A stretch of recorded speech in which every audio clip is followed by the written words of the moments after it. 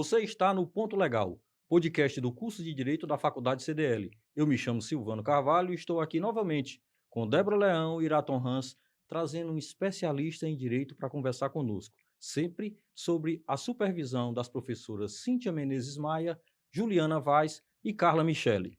E hoje, nosso programa está especial. Deixa aí o seu like, faz sua inscrição no canal se não tiver feito ainda, ou deixa seu comentário. Ela é graduada em Direito pela Universidade de Fortaleza, Unifor, membro da Comissão de Direito Ambiental da Ordem dos Advogados do Estado do Ceará entre os anos de 2012 e 2014, conselheira da OAB Ceará junto à Comissão Interinstitucional de Educação Ambiental no Estado do Ceará, CIEA, entre 2012 e 2014. Atuou na administração pública nas funções de procurador ambiental, membro do Conselho Municipal de Defesa do Meio Ambiente e secretária municipal de Meio Ambiente. Mestre em Desenvolvimento e Meio Ambiente pela Universidade Federal do Ceará, especializada em Direito Civil pela Pontifícia Universidade Católica PUC de Minas Gerais, membro do Conselho de Educação Jurídica na OAB entre 2023 e 2024, expositora em formação da Oficina de Pais e Filhos promovida pelo Centro Judiciário de Soluções de Conflitos e Cidadania, junto ao Tribunal de Justiça do Estado do Ceará, professora no curso de Direito das Universidades FAMetro, Unicristo e aqui da Faculdade CDL. Com atuação na seara civil, ministra as disciplinas de Direitos Reais, Direito das Famílias, Responsabilidade Civil e Prática Jurídica Civil.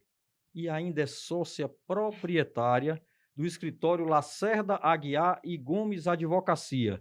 Nós temos a felicidade, a alegria de receber nos estúdios da Faculdade CDL para conversar conosco a professora Patrícia Lacerda. Professora, muito bem-vinda. Obrigada, muito bem-vinda e com muito orgulho estar aqui, porque eu admiro bastante o trabalho que vocês estão desenvolvendo. Muito obrigado, professora. Professora, filiação socioafetiva e seus efeitos jurídicos no contexto do direito de família. Esse é o nosso assunto de hoje. Uhum.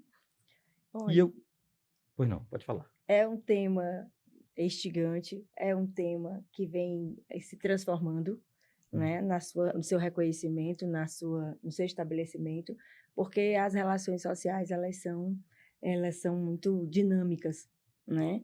E nós temos aí algumas novidades dentro da filiação socioafetiva. Ótimo. Eu vou começar perguntando para a senhora o que é uma relação socioafetiva. Olha, a relação socioafetiva ela está dentro do que temos de parentalidade e ela decorre de um laço afetivo, né, de um cuidado recíproco, em que estas pessoas elas se apoiam como família e que com isso requer uma proteção jurídica adequada, né, porque ela tem seus efeitos. Com a Constituição Federal, nós tivemos aí um avanço muito grande no reconhecimento das reais relações sociais que nós vivemos, né? A Constituição Federal ela trouxe um reconhecimento dos arranjos familiares, dos múltiplos arranjos familiares. Então, nós saímos aí daquele nosso legalismo da família matrimonializada, saímos também do legalismo, né? Da filiação que tem seu vértice na consanguinidade. Então, a gente começou a ter, dentro, né, de uma perspectiva realmente jurídica, legal, principiológica, um apoio constitucional em prol, logicamente, do princípio da dignidade da pessoa humana, né? A família deixou de ser algo patrimonial ou patrimonializada, né? E ela passou a ser um local, um ambiente de desenvolvimento, de crescimento, né? Um direito existencial. E com isso nós temos na família atualmente a perspectiva, né, jurídica agora, né, vamos dizer, protegida juridicamente por essa parentalidade do afeto, né, do cuidar. Então, nós podemos dizer que ela deixou de ser patrimonial para ser de amor. De amor, pode ser, de amor. É bonito, né? Professora, quais são as características que são necessárias para a gente poder identificar, poder dizer que uma relação é socioafetiva, tem uma filiação socioafetiva? A socioafetividade, eu costumo dizer em sala que ela é mais do que um bem-querer. ela é um bem-querer qualificado. Quando eu digo que é um bem-querer qualificado, porque é um bem-querer com uma clara ação de cuidado, uma clara ação de afeto, uma clara ação de responsabilidade mútua, né? Então, a filiação, quando ela se dá, e se dá nessa perspectiva socioafetiva, né, nós vamos ter aí um comportamento, um caminhar, né, entre pessoas em que você tem o estado de posse de filho, no caso aí, é aquele ser, aquela pessoa que ela é reconhecida publicamente, né, como se filho fosse de determinada pessoa, seja pelos hábitos, seja pelo comportamento, né, seja pelas declarações, tanto daquele que se está na condição de filho, como aquele que se encontra numa condição de pai socioafetivo. Socioafetividade, ela é uma realidade fática, ela é construída, né? Ela não surge com um reconhecimento judicial, ela não surge necessariamente com um reconhecimento em cartório extrajudicial, ela é construída e pela sua construção é que nós vamos ter esse efeito, né? Um efeito jurídico de proteção maior. Então, a gente pode dizer o seguinte, que essa relação ela começa lá na sementinha do amor, quando ele é plantado, quando vai se desenvolvendo a relação entre as pessoas, o cuidado que é apresentado de uma com outra. É isso, mais ou menos. É, vamos dizer que sim, né? Vamos dizer que é essa sementinha do amor que você fala, né? Que pode ser traduzida aí com cuidado, né? O dever de cuidado, o dever de estar próximo, e que essas pessoas, elas não se impõem, elas aceitam esse dever. Então, ela vem de uma voluntariedade também, né? A filiação socioafetiva, ela não é para ser uma imposição, ela é para ser uma voluntariedade. Ela, como é que acontece o reconhecimento civil disso? Da socioafetividade, da É, filiação, nós podemos ter, e é bem comum, a gente ter um reconhecimento extrajudicial. Então, é em cartório, eu posso ter esse reconhecimento com menores de 12, maior de 12, menor de 18, né? Eles podem ir a cartório com seus pais, vamos dizer, pais biológicos e o seu pai socioafetivo, né? Para que haja aí esse reconhecimento. Como eu já disse, ele é voluntário. A criança, a partir dos 12 anos, ela tem como expressar a sua vontade. Então, ela também precisa declarar que quer, que reconhece, que aceita, né, essa condição de filiação socioafetiva. Então, é uma coisa muito interessante. Quando você não tem pai registral, ou quando você está com o pai registral em local incerto, né, não determinado, enfim, não há um contato, não há proximidade, por vezes as pessoas entram com uma ação judicial, né? Mas isso não quer dizer que seja um litígio, mas sim porque você precisa ouvir, né, o outro genitor, é necessário ter a ouvida desse outro genitor acerca dessa colocação, desse requerimento aí, né, de reconhecimento judicial de uma filiação socioafetiva. Esse reconhecimento ele vai ser estabelecido, né? Não é o genitor dizendo que aceita ou não aceita que há um impedimento, mas há um conhecimento judicial ou até mesmo, né, dentro de cartório, para verificar realmente se há os requisitos que a lei exige para que possa ter um reconhecimento dessa filiação. Requisitos esse que, por vezes, além do amor, ele é estabelecido por ações objetivas, né? Nós não temos uma discricionariedade da forma como muitos acreditam que vem a ser, né? Nós temos ações, nós temos aí atos que trazem e evidenciam que há realmente uma vinculação, né, de afeto e de cuidado que tem essa proteção jurídica específica. professora, a senhora falou aí que para o reconhecimento ser judicializado, a criança tem que ter pelo menos 12 anos, não é isso? Na verdade, para o reconhecimento extrajudicial, Ah, que é aquele extrajudicial. que se dá em cartório, Ah, né? Nós o temos voluntário, aí isso, todos em regra, em o regra. reconhecimento da socioafetividade ela é voluntária, Uhum, né? Nós não temos como obrigar relações de afeto em si. Nós temos, na verdade, algumas imposições legais para o dever de cuidar, dever de cuidar. mas a socioafetividade em si, ela é voluntária.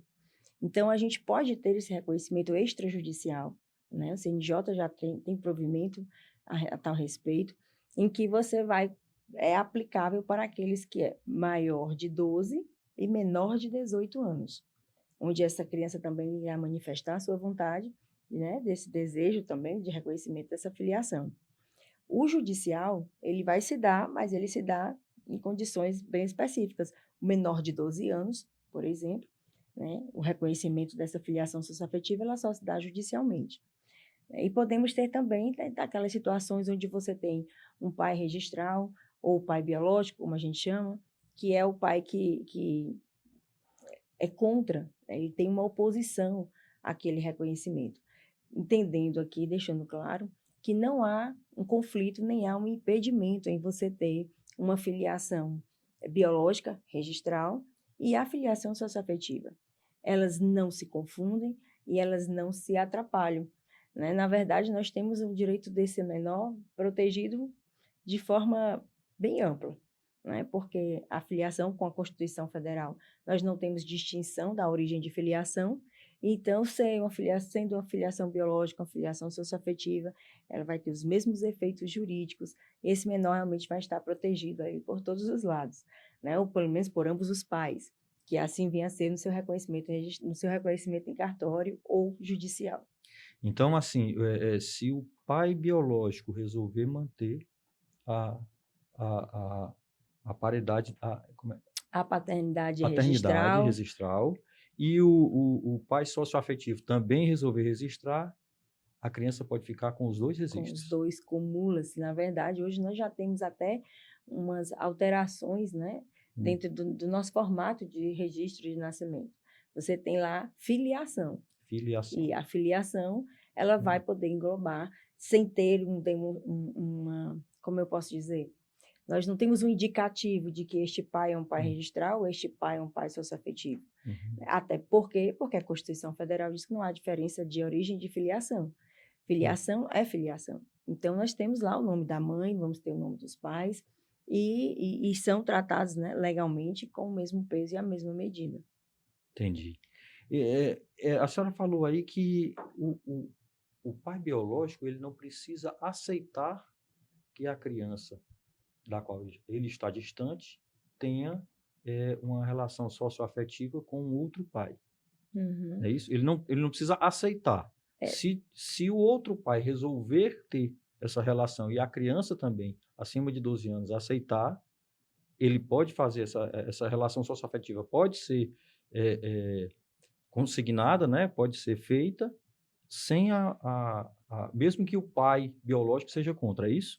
O que acontece não é que ele não tenha ou tenha que aceitar, é que ele aceitar ou não é o ponto-chave para o reconhecimento da filiação. Entendi. Ele tem que ser ouvido, afinal de contas, ele é o pai do menor, né? E ali vão ser atreladas as condições para que possa identificar essa filiação socioafetiva. Nem sempre a filiação socioafetiva ela só se estabelece porque um pai é ausente, porque o pai registral é ausente. Eu posso ter um pai registral presente, um pai que participa da vida desse filho, que é o pai biológico, né, em si, que participa da vida desse filho e ainda assim associar a esta condição uma paternidade socioafetiva vindo de um padrasto, né, de alguém também que venha a desempenhar esse mesmo papel. Então, a gente não tem, na verdade, eles não se auto-excluem, né, mas nós temos uma situação de parentalidade a ser discutida, a ser tratada. Então, é preciso ouvir. O que eu quero dizer é que não necessariamente a negativa do pai biológico, do pai registral, ela é o que decide. Até porque nós estamos em busca do melhor interesse do menor. Então, a decisão está pela realidade fática que eles vêm vivendo. Entende? Nós não podemos ignorar. Tem um pai registral, existe um pai biológico, existe até um pai que pode ser bem presente, né? Então, normalmente, a ideia é que se dê de comum acordo. Caso nós tenhamos aí resistência, aí sim tem que judicializar. Entendi. Professora, a grande vantagem da gente ser estudante é que a gente pode, assim, pedir socorro para a professora quando diz um termo errado, né? Então, quando eu disser um termo errado aqui, me corrija, pelo amor de Deus. De jeito nenhum. Professora, eu vi aqui, essa judicialização, ela funciona para o reconhecimento socioafetivo. A gente vê casos, às vezes, em que é o contrário. A pessoa não quer, ou descobre que não é, é, geralmente a pessoa descobre que não é o pai biológico, né? E, e deseja não retirar o nome da, da, da relação com os filhos. Cada um, claro, tem seus motivos, né? Mas o desenvolvimento do reconhecimento da judicialização, o processo é semelhante para ambos os lados? A senhora conhece algum caso específico que possa trazer, para a gente aqui, que a gente possa discutir, entender mais ou menos como é que Vamos a lá, justiça se posiciona, como é mais ou menos tudo isso? vamos lá. O nosso bem-querer qualificado, ele parte de uma base que não é, como eu já falei, uma coisa discricionária. Existe uma convivência, existe um relacionamento, existe um desejo de cuidar. Às vezes nós temos algumas questões que são levantadas quando você tem um vício de manifestação de vontade. A pessoa ela está exercendo ali uma paternidade mediante um erro. Por quê? Nós vamos ter essa situação às vezes com os pais, né? Como nós já tínhamos e ainda temos em regra, né? Essa nossa concepção da presunção de filho dentro de um casamento, por exemplo. Existem situações um pouco complicadas quando, após o passar dos anos, aquele pai, né, que registrou esse filho, que adveio aí depois dessa união e descobre que o filho não é o filho biológico dele. Às vezes a gente tem algumas questões bem complexas para serem tratadas. Ele entra com uma ação, né? Normalmente ele vai com a negatória de paternidade, vai dizer lá que não é o pai, leva o exame de DNA e tudo mais, e quer tirar o nome dessa criança, né? O nome dele do registro dessa criança, porque ele não é o pai. E, por vezes, a gente já teve algumas decisões do tribunal determinando, sim, porque não ia poder ir contra ao exame de DNA, uma coisa bem objetiva, mas havia ali um resquício aí de análise em que aspecto? São quantos anos que você está como pai dessa criança? Qual é a relação que você e essa criança desenvolveram? Qual é a imagem que essa criança tem de você? O que você é para essa criança? E o que ela era para você até essa sua descoberta, né? Porque nós temos uma construção de paternidade, de filiação, que nós já sabemos, ela não está apenas no papel, ela é algo que é diário, né? Ela é construída. E aí a gente tem esses pais que, por vezes, né, com esse afã, com essa mágoa, né, com essa decepção, essa frustração, quer tirar a filiação, mas os tribunais às vezes reconhecem uma paternidade socioafetiva por causa do tempo, por causa da convivência, por causa dos laços, né, o reconhecimento de que houve uma construção até aquele momento da frustração, né, da descoberta, da triste descoberta, mas aquela criança e aquele homem, eles tiveram uma convivência, uma relação que tem uma proteção jurídica. Nós tivemos um caso, e esse eu considero que essa é a tendência, certo? Dentro de situações tão complexas como essa, onde você vê uma traição, onde a pessoa realmente não sabe que a criança não é seu filho, porque sabemos que tem situações onde a pessoa sabe, já se relaciona com a mãe, né, da criança, já estava grávida, ele já estava ciente do fato, e ele assume aquela paternidade, aí a gente tem as nossas adoções à brasileira, né, ele registra como filho. Nós não estamos falando dessas situações em que essas pessoas estão convictas dessa origem, está falando daqueles... Porque aí a gente tem realmente, de fato, não há um erro, não há um engano, não há um vício da parte de quem assim registrou e reconheceu. Foi uma escolha. Foi uma escolha, Uma exatamente. escolha consciente de que ele Exato. vai assumir aquela criança como se dele fosse, e aí não existe o conflito. Claro, deixando claro que a adoção brasileira é crime. Não estamos defendendo essa condição, mas sabemos que é uma realidade social. E aí a gente vai ter, então, essa outra situação. É aquele que é surpreendido e realmente descobre, né, de uma forma traumática. E aí, nessa situação, nós tivemos, né, um homem que já era pai dessas crianças, acho que era gêmeas, algo assim, já há 9 anos, quando ele foi fazer uns exames de saúde, exames médicos, e descobriu que ele não poderia ter filhos. Então, diante da resposta, né, dos resultados dos exames, ele Ele resolveu descobriu que não poderia ser pai. ser pai, não poderia ter filhos, ele não poderia gerar Aliás, ser filhos. pai não poderia gerar Isso, filhos, não né? poderia gerar. Certo. Então, ele fez o exame de DNA com as crianças e constatou que, de fato, elas não eram suas filhas. E daí começou o grande transtorno para ele, né? E ele ficou envolto realmente num transtorno, numa revolta, que para ele realmente era algo legítimo, afinal de contas ele já estava casado há mais de, acho que era 12 anos, e veio essa descoberta bombástica, nós não podemos negar que isso é traumático para qualquer pessoa que possa estar, né, achando que está vivendo um relacionamento com essa transparência e que de fato ela não existiu. Mas, enfim, ele pediu para retirar e foi retirado o nome dele como pai registral, mas o tribunal permaneceu a vinculação como um pai socioafetivo, ponderando exatamente esse relacionamento, essa convivência, são 9 anos. As crianças, né, foram ouvidas e mostrou claramente que havia um afeto, havia uma relação entre eles, e essa ruptura, ela era muito prejudicial para as crianças também. Mas houve um recurso, né? E no recurso, a instância de segundo grau, o tribunal entendeu que ele tinha vários laudos médicos mostrando os traumas psicológicos que ele ficou com essa descoberta.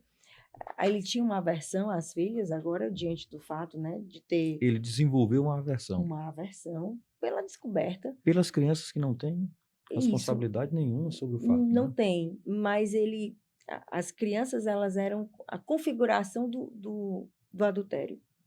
Então, elas olhar para as crianças, conviver com as crianças, no entendimento Para dele, ele era difícil. era rememorar todas as Todo o vezes de que sofrimento que ele ele teve. passou por isso, que ele foi traído, de que ele criou as crianças por todos esses anos, como se filha fossem, aquela coisa toda.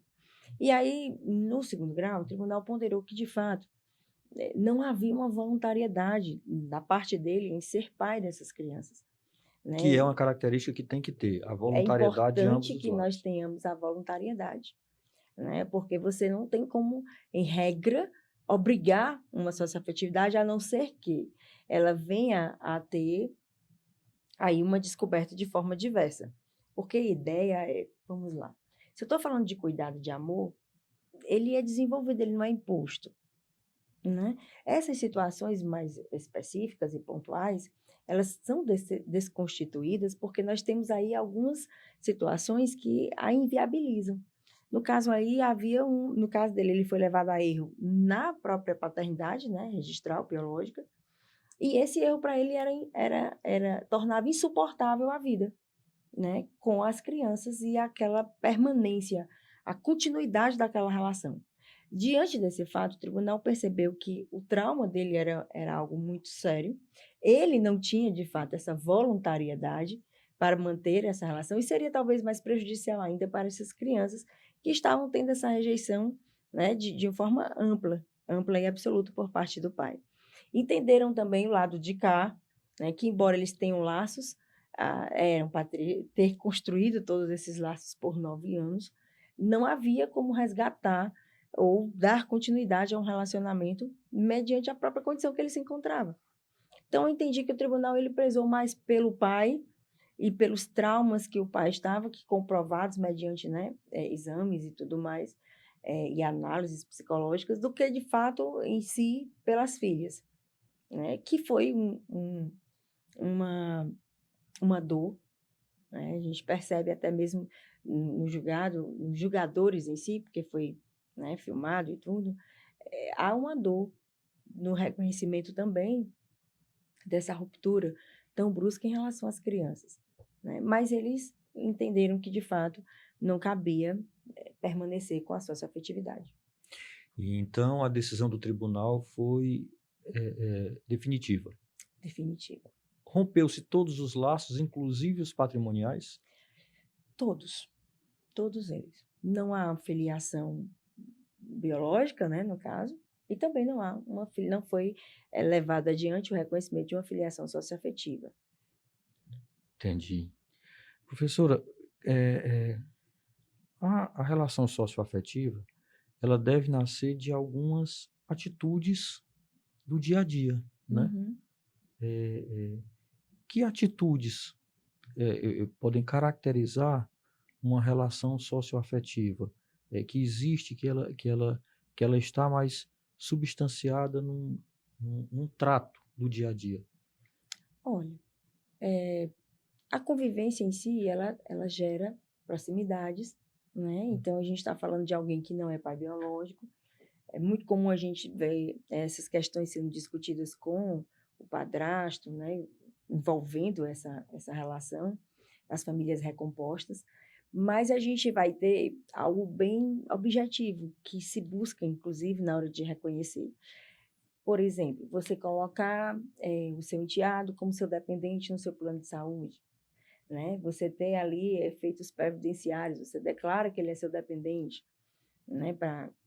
Enfim, você tem ali, você se apresenta na escola como pai, você é responsável por ele junto à escola, é você que está ali levando, é você que está trazendo, é você que está participando daquelas reuniões de pais e filhos. Então, a gente tem algumas ações que são muito objetivas, que evidenciam que o bem-querer foi bem além, né, do que tão somente gostar, simpatizar, ter afinidade com alguém. Você tem um cuidado com esse alguém. É muito além, né, apenas vai além da nossa compreensão de simplesmente gostar. Porque se você for parar para pensar, nem todo padrasto é pai socioafetivo, em regra. Senão, na hora que não, a família é recomposta, casou, pronto, agora você tem filhos? Tem, pronto, já são meus filhos socioafetivos. Não, nem sempre. Isso não quer dizer que esse padrasto não tenha um bem-querer. Mas ele pode não ter o bem-querer de pai em si, para gerar todas essas responsabilidades. Entende? E não necessariamente essa criança vai desenvolver esse bem-querer de filho. E nem sempre esse aspecto complexo é reconhecido socialmente. Nem sempre você tem o estado de posse de filho. A pessoa sabe, não, o pai dele é fulano, não sei o que, eles são muito presente, o pai dele, eles se dão muito bem, né, e tal. Você não tem vamos dizer, dentro dessa comunhão de paternidade, há uma clara distinção. É uma amizade. Há uma amizade. Há uma amizade e não uma paternidade, é Exato. Há isso? uma amizade, há um cuidado, mas não é o bem-querer do cuidado, vamos dizer, qualificado, que venha a classificar aí uma condição de paternidade socioafetiva. Então, pequenos gestos do dia a dia podem significar que você é mais amigo ou você realmente está tendo uma paternidade socioafetiva. Isso. Eu vi certa feita, a senhora falando aí, eu me lembrei aqui, que eu vi certa feita num desses videozinhos do Instagram, me parecia que era uma câmera que estava na sala da casa, essas câmeras que tem, né? E tinha um rapaz que era namorado de uma senhora que tinha uma filha. Um filho ou era uma filha? Acho que era uma filha. E a filha vai fazer um pedido, não sei, não lembro bem como era a situação, mas no meio do pedido ela chama ele de pai.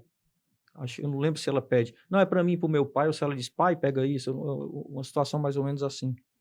E na hora, o que chamava a atenção no vídeo era a reação dele, que ele se emocionou, ele parou, ficou olhando para ela e encheu os olhos de água e foi uma cena muito marcante para ele.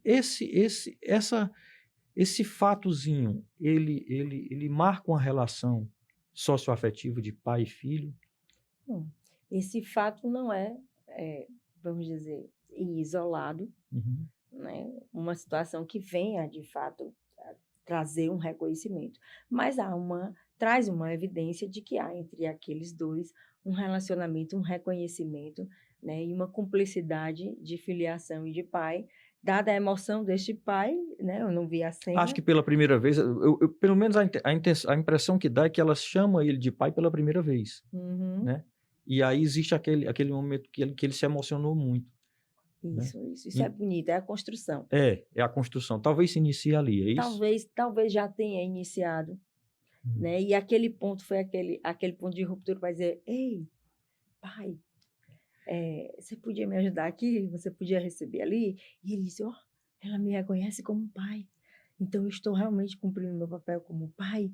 E se ele se emocionou, é porque, de fato, provavelmente ele tenha esse cuidado, esse bem-querer qualificado, né? E que para ele foi uma retribuição maravilhosa.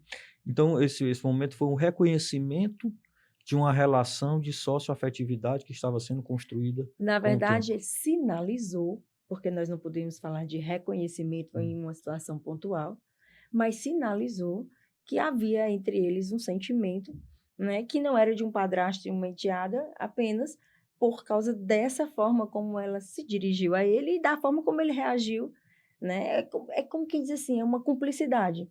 E você sente que ela realmente ali, naquele momento, está manifesta. A filha socioafetiva, ela está reconhecendo de que ele tem um papel de pai na vida dela. Mas isso por si só, de forma isolada, claro, nós não vamos reconhecer uma filiação socioafetiva, né, por situações bem isoladas, mas há uma construção. E se para chegar àquele momento de empatia, de sentimento, né, teve toda essa reação, é porque essa construção já vem sendo feita há muito tempo. Então, partindo-se desse princípio, desse momento, aí esse pai, essa filha, essa mãe resolvem efetivar juridicamente a relação. Qual é o primeiro passo? Bom, tem que ter as provas, né, dessa relação. Então, você vai ter aí, tem algumas situações, você tem provas documentais, como eu já falei, que é quando você tem lá na assistência médica, a criança é sua dependente, né, você tem a dependência financeira da criança em relação a você também, você vai ter aí seu papel na escola como pai, como aquele que realmente cuida, que se manifesta, né, nas reuniões. Você vai ter as testemunhas também, se for preciso, podemos ter, para que elas possam confirmar que, de fato, a relação deles é essa, que todos reconhecem como pai e filho. O estado de posse de filho é uma coisa que ele simplesmente se implementa, você não cria, você vive. Então, você não tem como trazer ali né, um nuance diferente, porque as pessoas, elas veem, elas reconhecem aquela condição. Então, a gente tem toda essa construção para que seja feita uma avaliação e uma análise, mediante também a voluntariedade dos interessados, o pai e a filha. Lógico, eles precisam manifestar esse desejo, livre e desimpedido, de ter essa relação reconhecida, né? Então, é muito bonito, é muito rico, né? Embora a gente, por vezes, venha a estar sempre cuidando para não romantizar, não tem como tirar a beleza dessa relação diferenciada, né? Professor, e aí eles resolvem oficializar isso e aí procura que profissional, procura que órgão, Bom, como é que se faz? nós Primeiro passo. vamos falar judicialmente, para judicializar, né, a gente vai, em regra, você tem um advogado, né, pode buscar a defensoria pública, né, pode ir ali nos núcleos, né, de cidadania, para que possa trazer esse seu desejo, essa sua vontade, tendo um acordo, não sendo algo, né, litigioso, porque nós vamos ter que ter a fala ou a ouvida do pai biológico, se assim ele existir, o pai registral. Vamos ter toda essa relação muito bem resolvida, se for judicialmente. Extrajudicialmente tem que estar todo mundo de boa. De boa. De boa, para poder resolver lá. Não se tem, né, não se traz aí na lei a necessidade de ter o acompanhamento de um advogado. As pessoas apresentam as provas, vai haver uma avaliação, uma análise, e eles vão ter... A avaliação é feita pelo órgão E isso também judicial? vai ser encaminhado para o Ministério Público, Para o Ministério que ele Público. possa dar um parecer acerca daquelas provas que estão sendo ali apresentadas. Então dá entrada em juízo. Na entrada pode ser extrajudicial, como pode ser judicial. Certo. Normalmente, Se for judicial? Quando é judicial, normalmente ela se dá se a criança é menor, de 12 anos, né? E também quando a gente tem os conflitos. Os conflitos aí, por exemplo, advindos dessa negatória de paternidade, dizer que não, que descobriu que não era filho, ou então, o cara já sabia, aí registrou, tudo bem, aí teve um desencontro com a mãe desse menino, passou lá 5, 6 anos, não quer mais. Aí agora também quer dizer, eu quero fazer, eu já sei que eu não sou o pai mesmo, vou fazer exame de DNA para dizer que eu não sou o pai desse menino, e também vou tirar o meu nome do nome dele. Às vezes é uma vingança pessoal, por incrível que pareça, no meio do romance tem um ódio. E aí ele faz isso, o DNA vai dizer que ele não é pai, certo? Vai Uhum. dizer que ele não é pai, e aí ele vai lá para requerer exatamente que seja feita aí a alteração do registro e tudo mais. Mas se a gente tem, como nós vamos ter o lado de lá, né, que é o lado da criança, a defesa da criança, é possível que você traga testemunhas e diga, não, ele já sabia, a gente tem conhecimento disso, quando eles casaram, ela já estava até grávida, né, ele assumiu porque ele quis, foi de vontade, não houve um vício de manifestação de vontade, o que ele está querendo aqui é utilizar de uma vingança, né, ele está querendo só de criar essa situação toda de contenda e tudo, porque está com raiva do fim do relacionamento e tal. Aí sim, você não tem aí necessariamente como alegar uma desconstituição por completo. Podemos ter, sim, uma paternidade socioafetiva reconhecida. E o juiz determina a mudança do registro, mas coloca ele como pai socioafetivo. E aí ele vai cumprir as obrigações patrimoniais que tem com a Devidas criança. de pai, e esses reflexos eles vão até pós-morte, né? Nós vamos ter aí o reconhecimento. Vai ter direito a alimentos, tem o direito à convivência, né? Que a criança realmente é um direito do menor, o direito à convivência, tem o dever de cuidar, né, deste pai, e ele vai perdurar enquanto estiver sob o poder familiar, porque é menor. E quando a gente tiver um filho maior e um dia esse pai, né, como Hum, diz os meus garotos, forem de arrasta, hum. os meninos da os meus alunos, professora, foi de arrasta. Um dia que ele falecer, nós vamos ter os efeitos também nas sucessões, né, no direito sucessório. Ou seja, é o mesmo direito que um filho natural tem, O mesmo direito que um filho biológico tem, biológico, é o mesmo direito que um filho adotado tem, adotado é o tem, mesmo direito do filho socioafetivo. é o mesmo direito. A Constituição Federal, ela proíbe qualquer distinção no tratamento de filhos, independente de sua origem, o que é fantástico, É, né, e diferenciado. espetacular. Teve uma situação interessante, vamos lá, de vício, de erro, né? A pessoa realmente, na verdade, ela não foi um erro, ela foi, eu acho que foi uma fraude. A pessoa ela trabalhava para esse senhor. Eu não sei muito detalhe, mas, salvo engano, ela era como se fosse uma cuidadora. E ele tinha muito carinho por ela, né? Por essa moça. E aí ele foi e registrou essa moça assim como pai socioafetivo. Houve um acordo e eles foram lá e fizeram esse reconhecimento de paternidade socioafetiva. E, posteriormente, os filhos tomaram conhecimento. E quando os filhos tomaram conhecimento, ficaram revoltados. Que absurdo, papai, como é que você faz um negócio desse? Está reconhecendo uma filiação socioafetiva com fulana, ela só cuida do senhor. Não, mas eu tenho tanto carinho por ela, eu queria reconhecer esse cuidado que ela tem por mim. Mas, pai, ela trabalha para o senhor, não sei o quê, se eu não pagar o salário dela, ela não vai nem cuidar do senhor.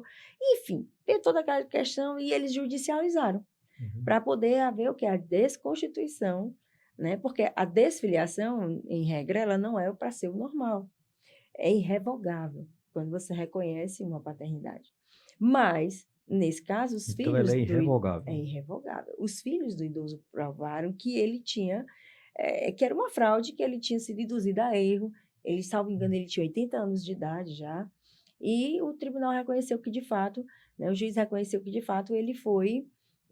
houve um vício naquela manifestação de vontade e desconstituiu a paternidade socioafetiva por reconhecer um vínculo de trabalho, né, e que poderia, de fato, ele ter sido conduzido aí, né, e manipulado para toda aquela situação. Então, você pode ter um pai socioafetivo deixando de ser pai socioafetivo pela própria circunstância que foi criada aquela relação ou que ela, de fato, representa.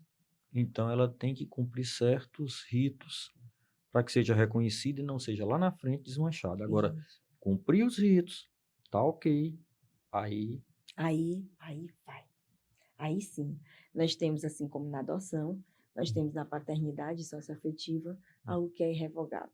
Agora, interessante, se você estiver falando de uma paternidade que ela é registral, por vezes você pode ter os filhos pedindo a desfiliação, né? A desfiliação, ela é possível na nossa paternidade biológica, por causa do abandono afetivo e material que esse pai possa ter provocado aos seus filhos. Então, a gente tem um tratamento legal, interessante, diverso, né? E que requer da gente aí uma análise também, claro, muito mais aprofundada, talvez com um outro viés de discussão, mas que é interessante a gente ver essa perspectiva. Atualmente, nós tivemos aí do nosso tribunal, STJ, o reconhecimento da filiação socioafetiva de avós e netos, que também é algo muito interessante, porque lá no pedido inicial, o juízo de primeiro grau, ele negou dizendo que era um pedido impossível, não tinha previsão no nosso ordenamento jurídico, né? Dentro da lei... Só para contextualizar, é de avós e netos assim, um avô e uma avó reconhecendo um neto É a que avó não biologicamente... reconhecendo o seu neto como filho. Como filho. Isso. Ah, tá. Como filho. Certo, como filho. Então, nessa situação, salvo engano, o menino tinha a mãe, do pai, e tinha a avó. E você sabe que é cultural às vezes, né? Dependendo da circunstância. A avó normalmente está ali cuidando, né? A mãe vai trabalhar, mas aí fica com a avó, e a avó, né, tem todo aquele tempo, mas também tem todo aquele amor de cuidado com o neto, e às vezes a coisa vai além desse amor de avó, porque ela também mantém, porque ela também, né, cuida, ela que representa, ela que vai resolver tudo. Então, enfim, nessa situação, houve um pedido para reconhecimento, e o juiz entendeu que era um pedido possível porque não tinha previsão. Mas, na verdade, o nosso ordenamento jurídico, ele proíbe a adoção. Ascendente não pode adotar descendente. Então, a avó, ela não pode adotar neto, por mais que ela tenha todo esse cuidado, ela que esteja acompanhando, cuidando. Por quê? Porque quando a gente vai falar de uma adoção, nós vamos ter uma destituição do poder familiar. Quando você é adotado, quebra o seu vínculo com a sua família anterior. Então, ali é como que diz, e tudo se fez novo. Dali para frente, nós não temos os vínculos que não são mantidos. Então, se você é adotada, você deixa de ter aquela mãe que estava lá no registro e passa a ter outra. Se você tem uma filiação socioafetiva, você passa a ter duas mães. Exatamente. Essa é a beleza da socioafetividade. Porque, no caso, e foi o que o tribunal entendeu, que não havia nenhum óbice que pudesse realmente justificar uma negativa de reconhecimento de filiação socioafetiva da avó em relação ao neto. Seja porque nós já tínhamos todos os requisitos previstos, né, objetivamente comprovados, da forma que se dava a relação entre eles, e porque não ia haver uma destituição de poder familiar da mãe, né, ou do pai da criança. Na verdade, o que tínhamos, ele estava ganhando a mãe. Dentro da socioafetividade, nós não temos o imperativo desse impedimento, porque nós não vamos ter ali uma destituição de poder familiar. Perfeito. Que coisa bonita, né? Porque a gente diz que a avó é mãe duas vezes, né? É mãe duas vezes. E algumas são mesmo. É verdade. É verdade. Professora, a gente vai conversando e vai vendo que tem como a gente já aqui no interior do Ceará, arruma de pergunta que a gente quer fazer para resolver, mas às vezes o tempo não dá. Não dá. E eu queria muito agradecer a senhora por ter passado esse tempo aqui com a gente. Foi maravilhoso, muito esclarecedor. Que bom. Acho que é um assunto que merece muito entendimento das pessoas, porque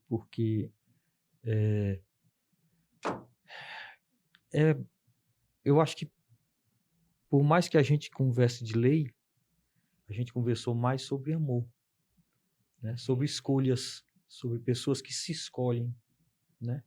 E resolvem, através da lei, da beleza da lei instituída, consolidar essa relação. Trazer garantias. Trazer garantias, né? Aquela garantia que a socioafetividade, que é o amor, por si só já cria, né? No desejo de ajudar, de proteger, né? De dar àquela pessoa que a gente ama, de prover àquela pessoa todas as necessidades que ela tem, né?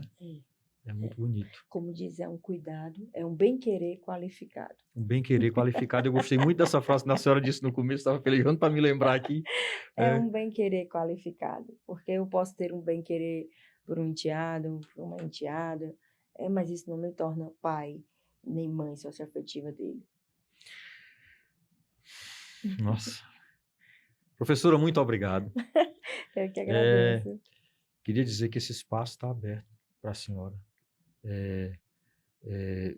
Sei que tem muitos assuntos que a gente pode vir aqui a conversar novamente. A senhora já está antecipadamente convidada para vir Obrigada. aqui novamente conversar conosco. Muito obrigado pela participação. Eu que agradeço, meu filho. Muito obrigada. Você assistiu a mais um episódio do Ponto Legal, podcast do curso de Direito da Faculdade CDL. E nós tratamos hoje aqui de filiação socioafetiva e seus efeitos jurídicos no contexto do direito de família. Um podcast maravilhoso e nós esperamos você aqui na próxima oportunidade. Até lá.